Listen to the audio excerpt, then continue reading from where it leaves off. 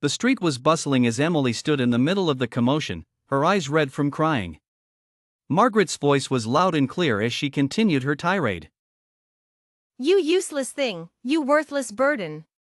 It's like the heavens want to destroy my family. Married for 3 years and still can't produce a single egg. Margaret sat on the ground, slapping her thighs forcefully.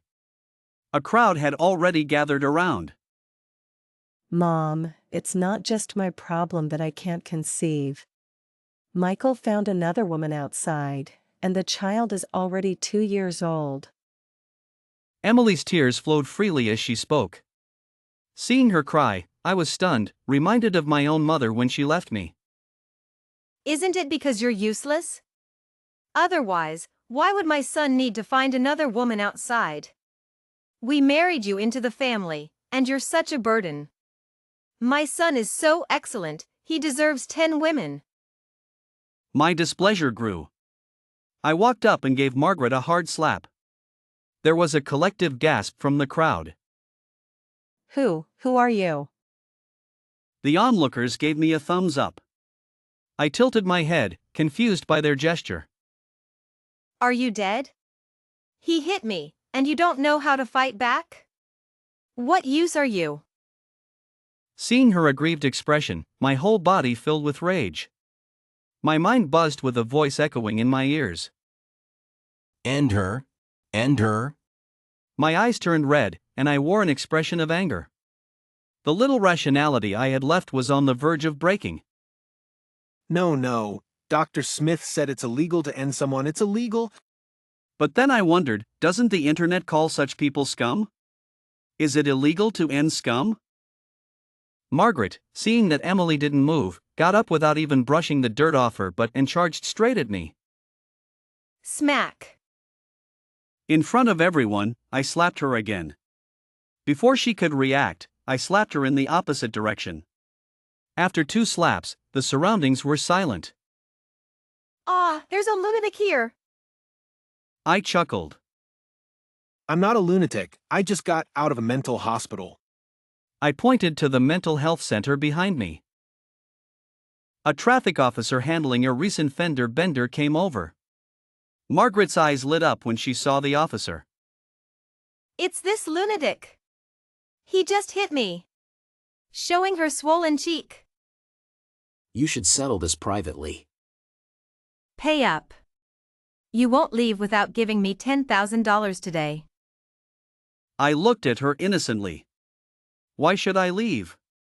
They wanted me to harm her, and I hadn't done it yet. You won't leave without paying today. See you in court if you don't pay a penny. I laughed and walked out of the crowd, then walked back and through the path others made for me. I'm not paying, and I can still leave. Does that make you angry? Her face turned red with anger. She grabbed her daughter-in-law's arm with her calloused hand. Why aren't you going over there to stop him? I walked closer to her with a smile. Pa, spits on her face, old hag. I never intended to leave.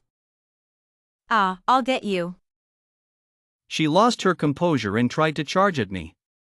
She finally stepped out from behind the officer. The doctor said I couldn't hit people in uniform. In the next second, I kicked her into the roadside greenery. Thunderous applause erupted around me. I proudly raised my head. They really wanted me to harm her. Seeing that I had no money and was mentally unstable, Margaret cursed and threatened to have her son avenge her. Afraid her son wouldn't find me, I followed her for a while. But she unexpectedly hailed a cab halfway. How unsporting. I couldn't catch up.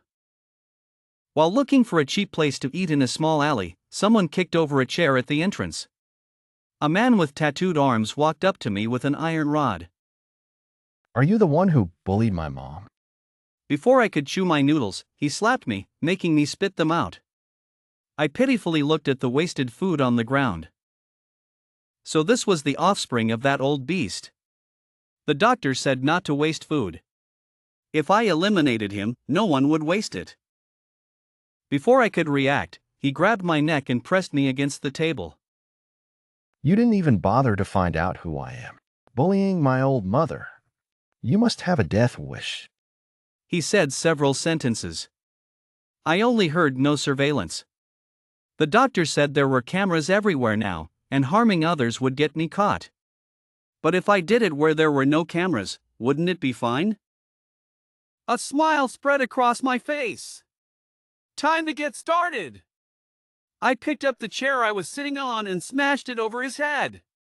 A solid thud echoed. Crimson blood dripped from his hair onto my face. I licked it and spat it back at him. He was stunned. The iron rod he held in the air didn't move forward. Because I raised the chair again, ready to strike. Seeing the ferocity on his face turned to fear excited me even more. The bloodthirsty urge awakened, coursing through my veins. I could feel every cell in my body rejoicing.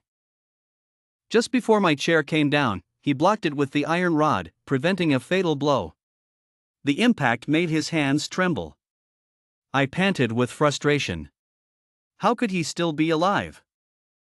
No matter, the doctor said persistence was key. Though the rest of the advice seemed to be about treatment, persistence was what mattered. So I prepared to strike again. His face turned pale with fear. But even if he turned into a rainbow, I wouldn't let him go. I chased him through 3 streets with the chair. Shop owners around us were so scared they closed their doors. The fleeing man wished he had a 4th leg. Some brave passers-by called the police. The officers took us both away. Was this really necessary?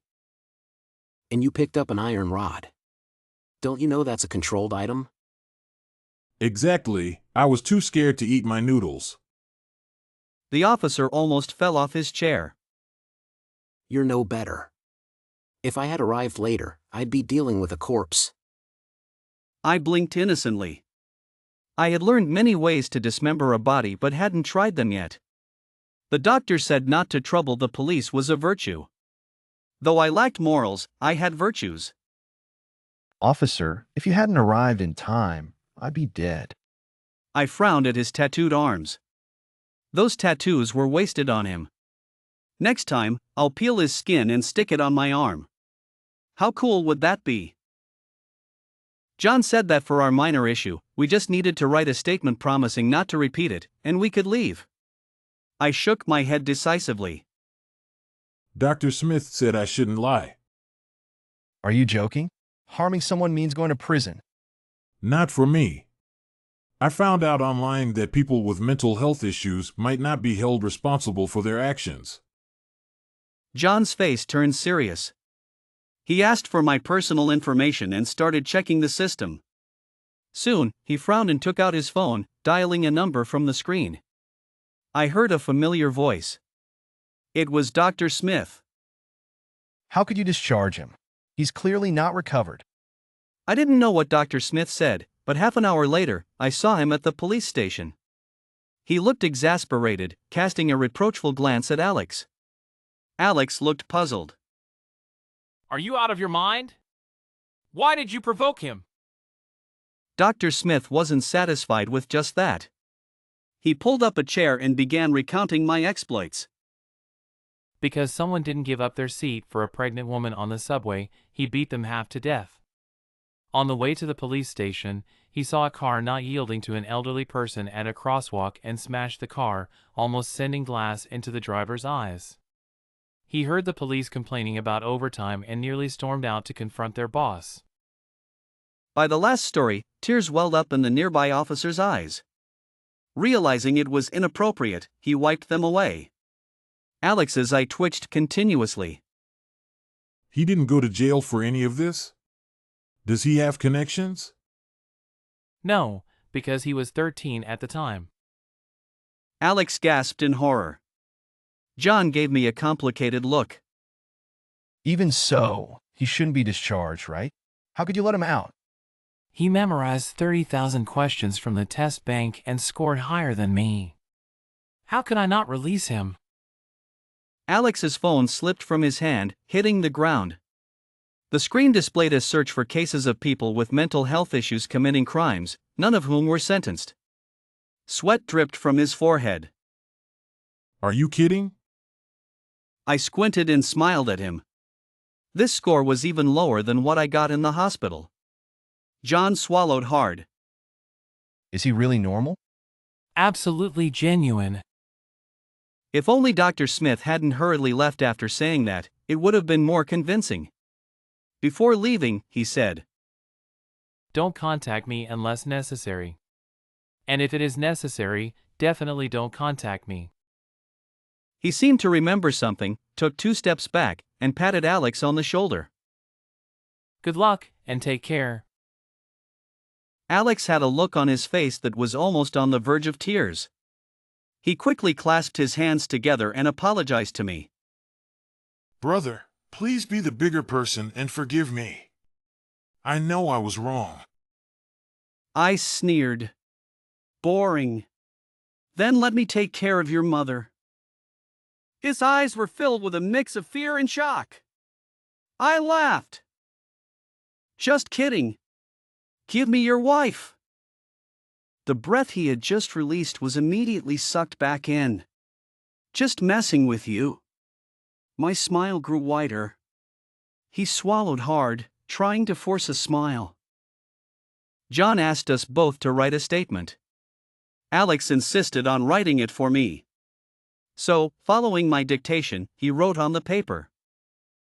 I promise not to harm anyone in the future. Not harming anyone didn't mean I couldn't end someone. He had to sign and stamp it, like an ancient contract of servitude. I looked at it with disdain. Did they really think this could restrain my morals?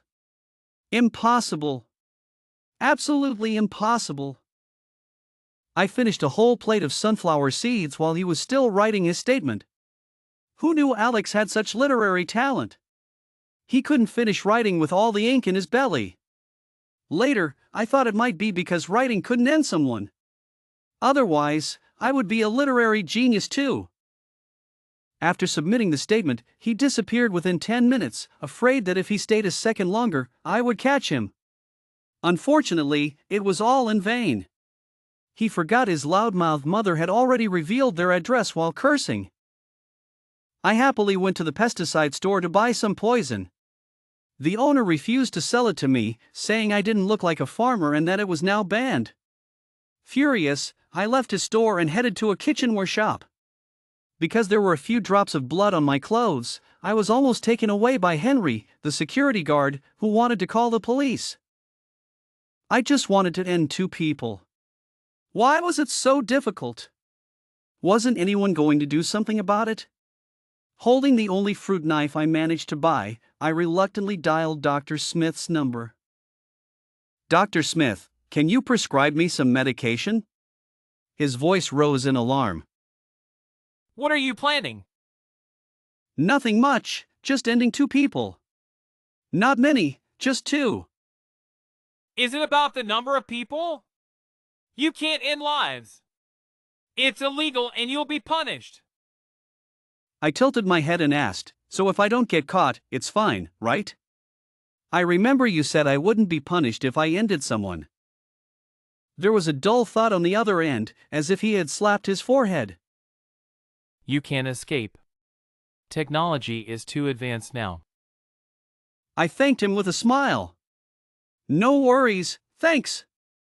I don't need advanced technology to end lives. A knife and some medication will do just fine.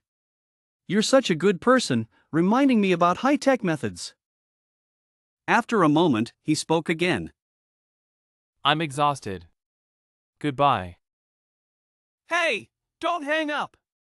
Didn't you say perseverance leads to good results? Even if I don't use high-tech methods, as long as I persist, I can definitely end them. Enough, I said enough. Dr. Smith was indeed a good person. Thanks to his reminder, I realized that times have changed. There are cameras everywhere now. All those methods I learned from watching crime shows are useless. Why is it so hard for my talents to shine? But my strength is persistence. So, I resolutely rented a room opposite their house. Every day, I would watch through the people, noting when they left and when they returned. Soon, I had the routine down pat. I saw every instance of Margaret bullying Emily. In front of others, she would shamelessly lift Emily's skirt, questioning why she wasn't wearing pants underneath, accusing her of wanting to show off to other men, calling her a shameless woman. And her husband, Alex, would openly bring his lover home, even ordering Emily to serve tea and make room for his mistress. Countless times, I wanted to rush over and confront him. But I always told myself to be patient. There's plenty of time. Torturing them before ending their lives is the most interesting part, according to psychology. I watched Margaret steal food deliveries meant for others, spit into the bags, and then put them back. In unmonitored corners, she would use a knife like mine to slash car tires, steal shared bikes, repaint them, break the locks, and sell them. Whenever Emily tried to stop her, she would get a solid slap. When Alex returned and heard Margaret's complaints, he would slap Emily on the other cheek. The more I watched, the more I felt like a good person. I just wanted to end lives, but they were harming people. So, I started following them. Well, it wasn't really following since I openly appeared in front of Margaret. It's you again, you lunatic. After she said that, I slapped her hard, my hand tingling from the force. She lost her composure and swung her arms wildly at me. I watched with excitement, waiting for her to hit me. As soon as she touched me, I could claim self-defense. The law says I can defend myself, so it wouldn't be my fault. But just before she could touch me, she backed away, screaming and pushing through the crowd. I had to let go of the knife in my pocket. Margaret was such a disappointment. But I couldn't give up. So, I approached her again, looking at her exposed ankles under her skirt, and mocked. "Why aren't you wearing pants under your skirt? Are you trying to show off to other men? Have you no shame, old woman?" Her face turned red and then black, a wonderful sight. People around us looked confused. I continued. "Isn't this what you say to your daughter-in-law? Why don't you practice what you preach?" She called me a lunatic again, but I was pleased. She remembered me. Hopefully, next time, she'll remember my dream to end lives. Margaret started convulsing on the spot, foaming at the mouth. She seemed overjoyed. But my goal was to torment them, not to make them too happy. So this time, I chose a different target, her son, Michael. In a deserted corner, I used my fruit knife to slash his tires and scratched his car, leaving a beautiful piece of art. "Who the hell touched my car? You're asking for it. Angry." I tilted my head and blinked. Asking for it? Himself? Did he want to end his life too? If I ended his life, wouldn't I be doing a good deed? The answer in the question bank said to be a good person. I nodded firmly.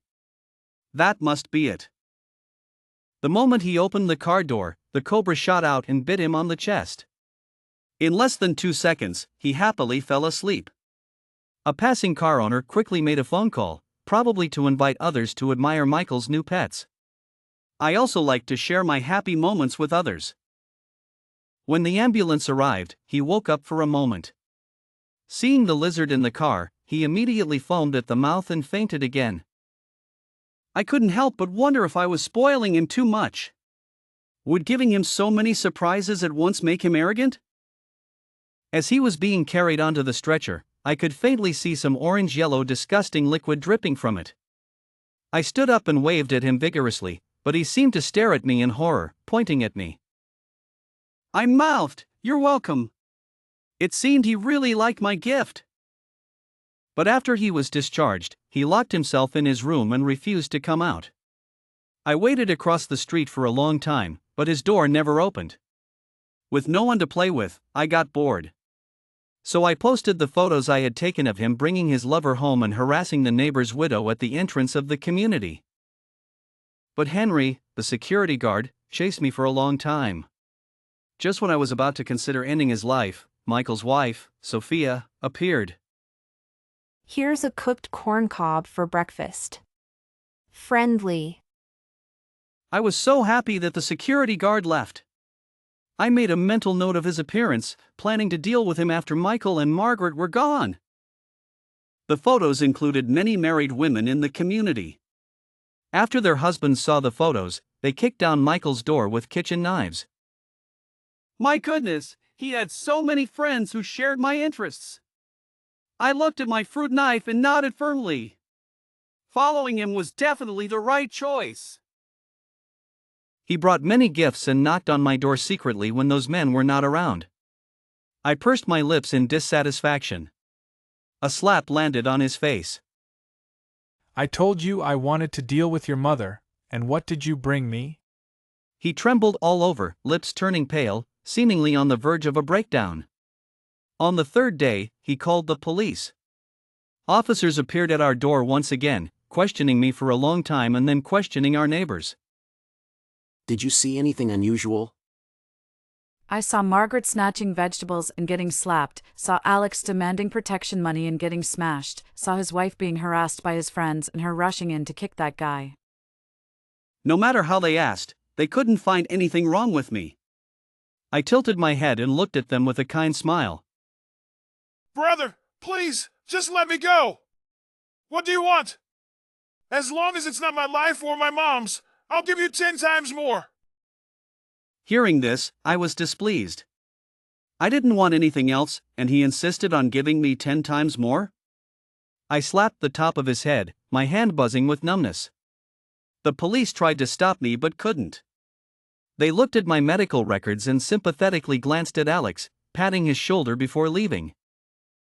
At night, I seemed to hear a woman sobbing from next door, as if something was stuffed in her mouth.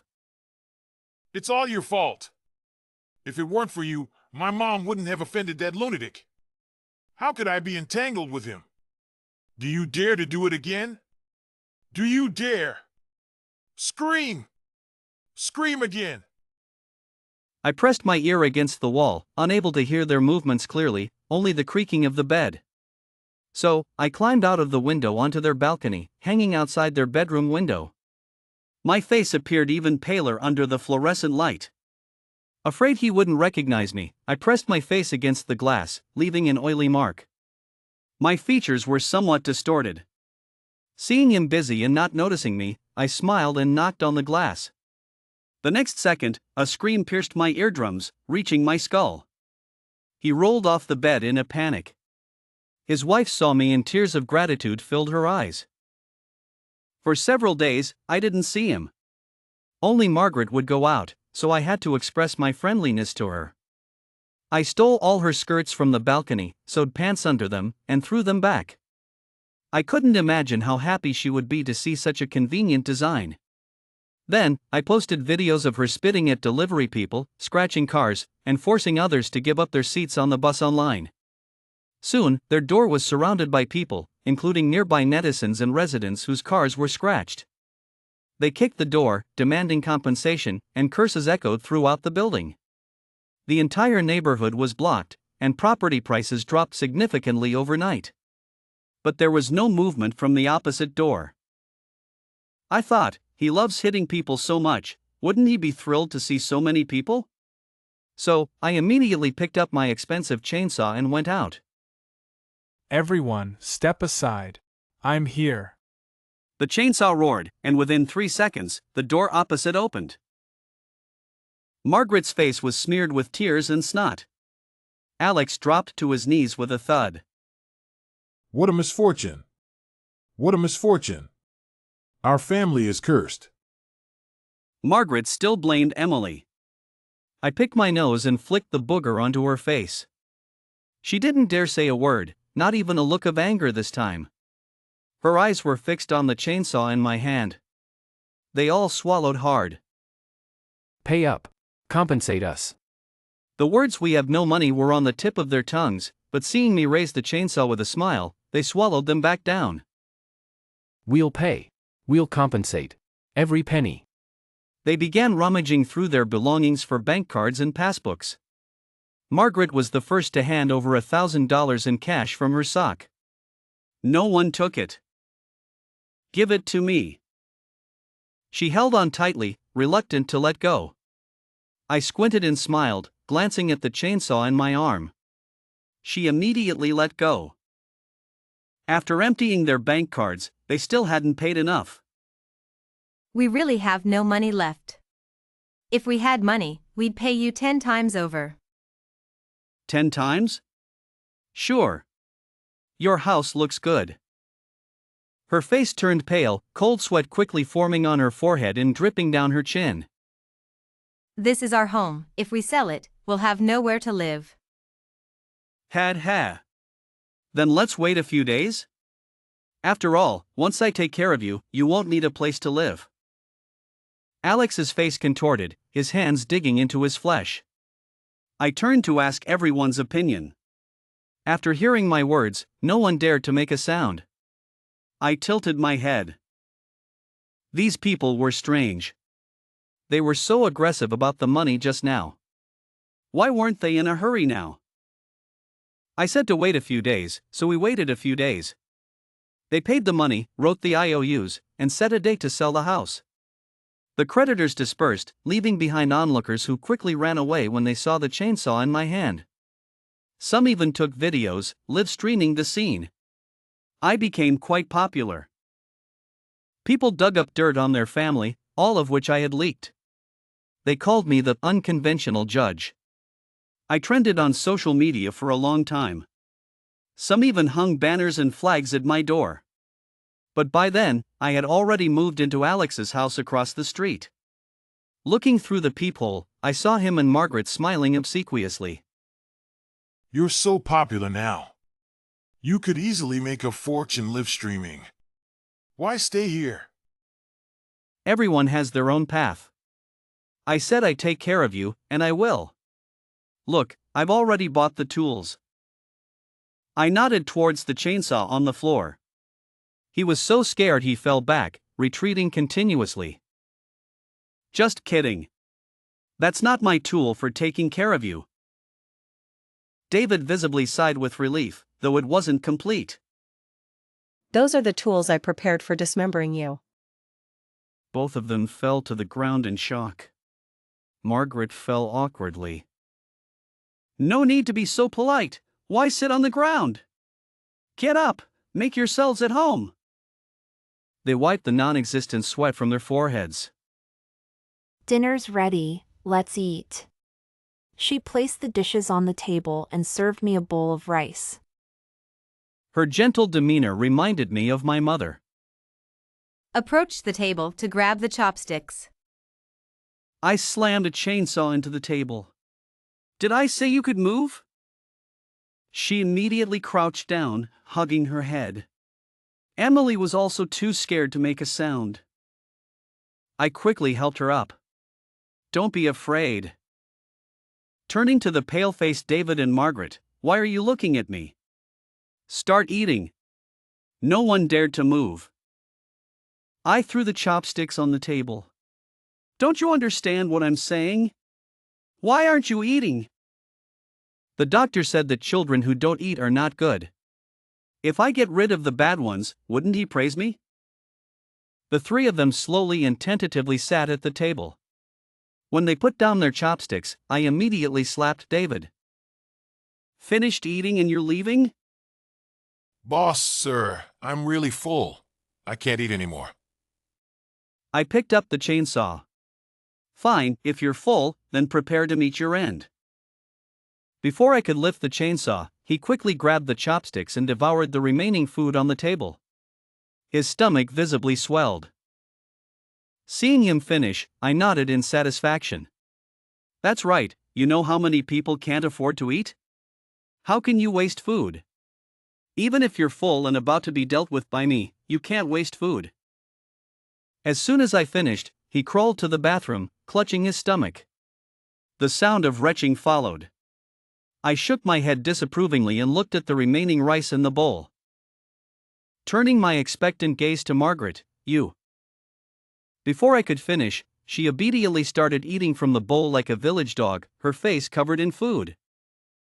Under my principle of not wasting food, in just 3 days, David and Margaret's muscle mass doubled. Because after eating, I made them run. Just eating without moving wouldn't work. The house had to be cleaned too. Not just the house, but the neighborhood as well. I made them clean the walls with a rag and pull weeds from the green belt with a fruit knife. Alex had no tools, so he had to use his hands, which were covered in splinters and cuts by the end of the day. If they stopped, I would poke them with a needle. Seeing shared bikes parked haphazardly on the roadside triggered my obsessive-compulsive disorder. Remembering how much Margaret liked those bikes, I made her arrange them neatly and clean them with the rag used for the walls. Neighbors passing by were astonished and couldn't believe their eyes. With my large meals and intense exercise regimen, they developed solid muscles. I looked at my work with satisfaction and nodded. If I don't win the National Best Bodybuilding Coach Award this year, I won't accept it. This intensity continued until the third day. They had previously set the date to sell the house. As soon as they got up, they collapsed again, foaming at the mouth, their minds unclear. The air seemed to carry a fresh scent. Fight you. Fight you. Hearing this, I got excited. I hurriedly leaned close to his ear. You want to fight me? Great. You have no idea how long I've waited for this day. Just as I was getting excited, a sudden dizziness overcame me. My consciousness blurred. I saw my hand just lift up, then fall weakly. They had switched my medication. The last thing I saw before closing my eyes was Alex suddenly sitting up from the bed. When I woke up, the house was empty. My whole body ached terribly. I lifted my shirt to find I had been beaten up. There was a note stuck to my face. Consider yourself lucky I didn't finish you off. You crazy lunatic. To hell with you, I'm done with this. I opened their wardrobe. It was empty. They had fled. Soon, there was a knock at the door. I'm the new owner. Why doesn't the key fit the lock? Is anyone inside? Looking at the empty, deserted room, a sense of desolation washed over me. I didn't respond but instead opened my phone. I watched a moving red dot on the map and smirked. Little thing, trying to run? I said I'd finish you today, and I won't wait until tomorrow. What good is switching my medication? I already put a tracker on your car. Muttering to myself, I hummed a tune as I leisurely packed my things. I opened the door, slung my bag over my shoulder, and left under the new owner's astonished gaze.